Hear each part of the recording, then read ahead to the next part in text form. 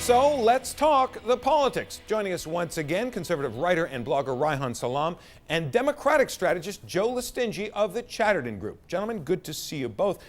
Joe Listingy, why don't we start with you? Where is this all coming from?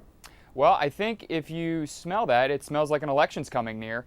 And the truth is that we all know that I don't think this amendment's ever going to pass, or the changes to the amendment are going to pass.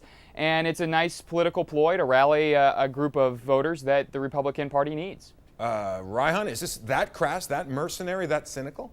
I have to say, I find that pretty fascinating because many others would say that the initial push for a comprehensive immigration bill in this cycle was indeed political in origin. And the fact that this has prompted a conversation in the United States about immigration and our laws surrounding immigration seems like a pretty natural response to that initial political gambit from the White House. And by the way, the idea about reforming birthright citizenship has been around for many decades. It's something that's happened in a variety of countries outside of the United States. It's by no means an exotic idea. And so it's hardly surprising that it's resurfaced as part of the conversation. Joe, let me ask you about it, because I'll give you an example, a personal example. My son was born in France while I was a legal resident there, but he was not granted citizenship. Is the United States just moving around to a point of view about citizenship that much of the Western world already has?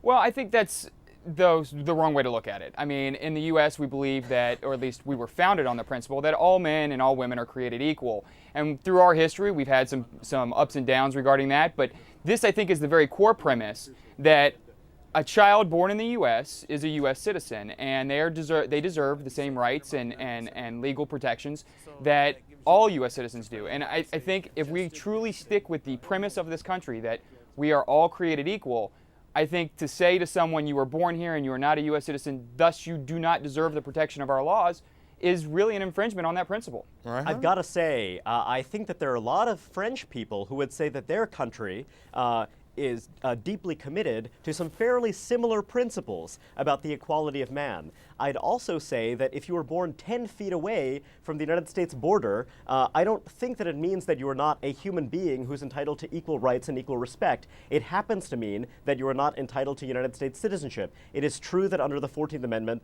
that happens to be our settlement. But a variety of countries not too dissimilar from us, like New Zealand in 2006, reformed their laws so that only lawful permanent residence children would become citizens. I don't think that's crazy, and I don't think that's not in keeping with those basic values that, by the way, aren't just American values, but are shared by many, many countries throughout the world. The debate was really just beginning, gentlemen. Joe Listingy, Reihan Salam, thanks so much for this. Thank you for the time.